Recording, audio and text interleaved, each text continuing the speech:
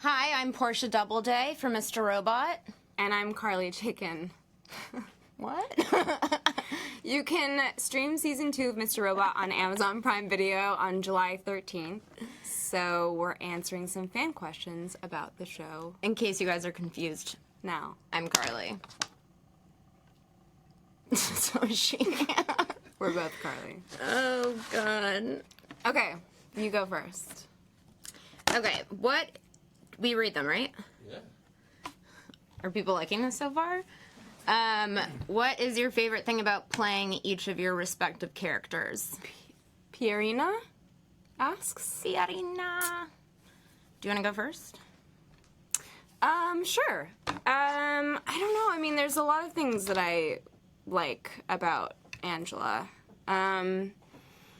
It's just really cool having the opportunity to play a really tenacious, strong woman, and especially in the corporate world because I'm an actress and don't really get to experience similar things. And I just like that she is driven by, you know, her own... I don't know. I just like that she has her own drive, and it has nothing to do with her being her as a character relying on any male counterparts to have a story. And I feel that way actually about all of the women characters on the show, I will say, are all very strong and tenacious. Yeah, I love playing Darlene. She's definitely like a dream character of mine just because of all of the layers that she has and the experiences that she's going through. And I think as an actor, that makes any role so much fun to play when you're playing, you know, multiple things at once. And I also love being able to represent female hackers and coders and women in tech. Oh, swipe. Describe season 3 in 3 words. Comedy. Very lighthearted. You know, you're gonna do a lot of this. The exact opposite of everything that I just said, pretty much. I'd say fast-paced Dark. comedy. No. I'd say fast-paced, dark, and twisted. Ooh, twisted is a good word, yeah. It is really twisted. It is very twisted. For a lot of the characters. Yeah. And I'm so excited about season 3 because I think it's really a combination of season 1 and season 2 with the fast-paced story part of season 1 that we had and, you know, the interesting characters and really getting to know them of season 2. And it's like a perfect combination. Yeah. Cool. I'm good with that. Great. Is it difficult to detach from your characters when filming is done for the day? Season 1 was much harder for me to detach because I think it was new, but I think now the more you, to me, I feel like the more you understand your character, the easier it is to let go of them at the end of the day. Because it's not as, you don't become, to me, like, as enmeshed with them. I think it becomes easier to separate when you know, like, this is Darlene, this is Carly. But there definitely are scenes that you do that kind of put you in a wonky place. Yeah, I would say, I don't know, there are some very difficult days. I think for me, I guess it just kind of depends on your process and what you do, but I have a very difficult time just detaching in general from, especially if it's a very explosive day. I feel like I go through that energy and it kind of sits with me for a while, and it's important to kind of decompress and come home with my dog and know that I'm not in that kind of world, especially in season 1, the experiences that Angela has with Terry Colby and the things that he says to her, and you know, I can be pretty sensitive to those things myself, as like a woman and, you know, dealing with that, being kind of, you know, treated the way that she is. And so that it just kind of sits with you. It makes you think about things in a different way, I think. I would say this season's tricky. There have been some days where I've come home completely emotionally exhausted. Yeah, but the shit that, like, you go through this season, I can't even imagine. Just wait. I will say that, too. I think that's the coolest thing about being on this show is the evolution of these characters, that Sam will never let them be one-dimensional. So there's many things I'm doing in this season that I didn't really anticipate that are kind of soul-crushing. To say the least. Good? Yeah. What's your favorite thing to do to unwind after filming? Puzzle. That's my form of meditation, is I go home and I puzzle and watch TV. Yeah, I don't know. I just play with my dog and stress about the next day and stay up for hours having anxiety attacks. What does unwinding mean? Figure out what to do for the next scenes of the next day. You don't really ever unwind. I don't. I was actually thinking about that last night. I came up with an idea at like 3 a.m. and I shot up and I was like, I figured it out. And I texted Rami like, you know, a huge paragraph. And this morning he was like, I'll get to it. I'll read it. Yeah, he's like, calm down. I was like, don't worry. Who's the least? Oh, what is this? We have 2. Some questions from people watching. Oh, cool. Caitlin, girl, what's up? Which Aw, twist that's on a the cute show has been most surprising so far? What, is Caitlin excited? I think she is. I wish we could see her. Which twist on the show has been most surprising so far? Yours was pretty fun. With the sister? Yeah. But that wasn't surprising to me. Hey, Caitlin, can you answer this question? What, to me, the most well, it's hard because I feel like I've, you know, in last season too, with Elliot being in jail, like I knew all that from the beginning. I know that you didn't know the jail thing. And we're like, what is with this dog and like him and this person? Do you remember that? You're like, I'm so confused. The table read? Like before that, when we like first got the episodes. Well, it's sad because I actually wrote that down in my notes. What? I have jail in my notes. What do you mean? That I knew and forgot. After Sam gives us like this huge, this is fair. Sam gives us this huge, He walks through the whole season with us. So before we do the season, he'll call us individually, and it's like an hour to an hour and a half of him just talking the entire time. And like you have to scribble. Well, I write everything down as fast as I can, but he literally walks you through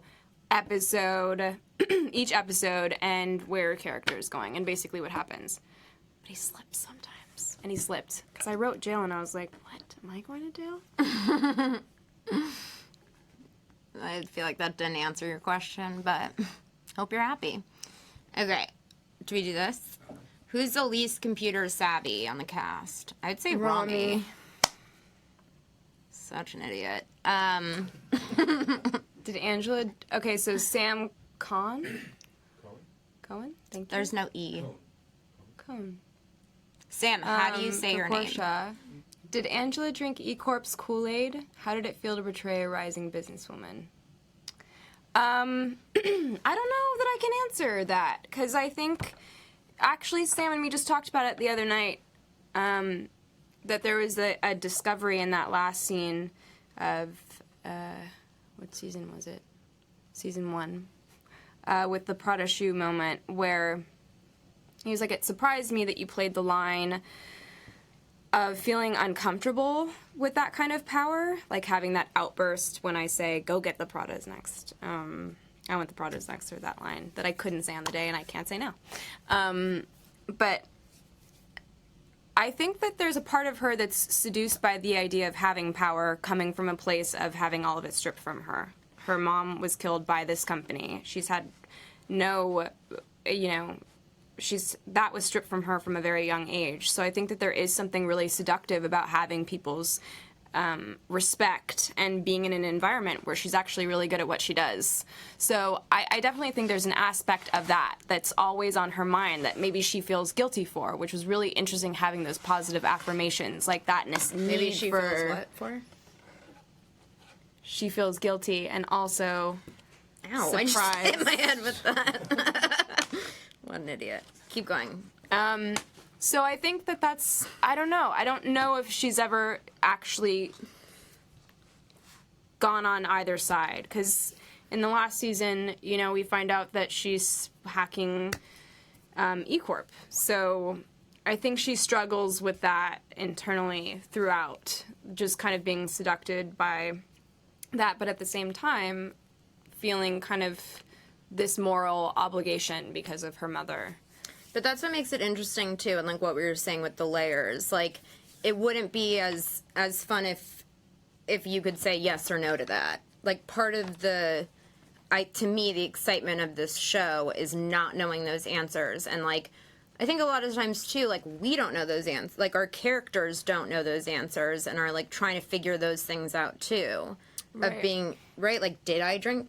Am I doing this or am I not? And I think that's, like, what makes your character, too, so cool. Is, like, I don't even know if, like, would Angela be like, fuck, I drank, like, did I do this or did I not? Like, I think we're all questioning everything in ourselves. That's why it's true to life in that way, too. Yeah. We all struggle, like, with these feelings, and they kind of clash all the time. Like, on some days, does she feel like it's nice to have people respect her in a different way and to maybe talk down to somebody? Yeah. And on other days, she hates that environment and feels a lot of shame in being there and, wants to take them down, which I think is really relatable. Katie... I'm not going to be able to pronounce your last name, Katie. Fotafili. Okay, so this is not She's someone... like, I'm not Italian. I thought, whose picture is this? Because this is one of your... Somebody in It's here. her Okay. picture. Well, you have a cute picture. Cute So it's... pic. Okay, I get it. So... Okay. Hardest scene to shoot last season? That is a good question. I can tell you, first season, the hardest scene was the scene with me and Elliot about being his sister. That was really hard. I remember that day. I was freaking out before. Because I was like, it's such a big moment, and I want to do it justice, but it can't be like soap opera type, like, I'm your sister. You should tell that story. That's exactly what you said in the video. I didn't say that. I said you slept with my sister. But last season, what was the hardest scene? What was your hardest scene? That hack sequence was really difficult. I did not know we were shooting that in a oneer. So when I was wearing 8-inch heels and I had to be, running up and down stairs and going into a bathroom and putting headphones on and putting the computer and not having my, hand slam in the door, which it did, a couple of times, that was really hard, doing that hack sequence with you. My hardest scene I just thought of was with block shooting. We did 3 scenes at once in the kitchen of the Smart House where we were doing the scene before I kill Susan Jacobs, 2 of those scenes, and then the scene after I kill her at once. So in, the wide, we did all 3 of those scenes and then had to, keep switching back and forth. And I went to a really dark place that I was not expecting to go when I tell them that I killed her, and then had to go back to the scene where I'm like, calm down. And that was, one of the hardest days to go. I normally don't have a problem going back and forth. Back and forth, between emotions or whatever, but that was really, really difficult. to do all three at once. Denise Hey. Maureen. Hey, Carly and girl. Portia. Aw. Oh, great acting on the show. Love how you interpret the characters. Oh my God, thank you. Are there any characteristics from Darlene or Angela you can identify with personally? Well, I once murdered someone, so I get it. Everyone's gonna be like, this girl's a freak. Okay. I can relate to Darlene, to her tenacity, to her, like, kind of balls to the wall, like, not giving up and not really having a filter, and just, her determination and also her loyalty.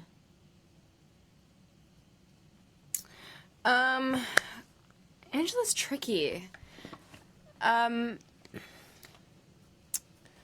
want to say I really like how strong she is. I would say I don't know if I'm as strong as she is, but I really, really like that about her, how driven she is and how much she believes in what she's doing. Her seeking justice against the 1%, I can identify with, especially right now. And I don't know, the complexity of her emotions I understand, and I think is really interesting. And her style is amazing. So hopefully I can relate to that. Right? Okay, Phil. Were you kept in the dark about the twists and turns of the story so they were surprised when you got the script? Awesome TV show, by the way. Thanks, Phil. Some of them, yeah. Sam doesn't tell us a lot of what's going on. We don't know. I'm speaking for you. We don't know what's happening in later seasons. Well, in later seasons, but I don't know overall what's going to end up happening. But with the season 1, I think we knew all the twists that were going to happen. I knew about being his sister and all of those things, and he'll tell you that, but it's never the same as, when you do get the script and read it, because it's more general, you're a sister, or, he told me you're gonna kill someone this season, and you're like, what? But then once you get the script and, see the context that it's in and how things play out, that's what, I don't know, but I think the big twists that we know. Well, he did not tell me about White Rose. And I kept, questioning him. And I remember reading it at the table read, the scene with the little girl and all these questions. And I was just like, but it's really awkward at table reads because we'll get, the first 5 scripts. And then we'll go in this warehouse and we'll all come together and we'll read all of them in 2 days. So, we'll read the first 5 and then we'll read the second half. But it's always really awkward because you don't know what you're saying. Yeah. So it's newscasters. Yeah, so sometimes, I was reading it going, and then she picks up the phone, hello? It's like when newscasters are like, the world's biggest ice cream, and 20 people just died. I feel like that's, how, when we're reading. Emotional roller coaster. Yeah. And then it's just, you don't know what, or some of the... You read a line and then you're like, oh, that should have been upset. Your mistake. This year was amazing! Pros? No. Okay, fine, we'll skip it.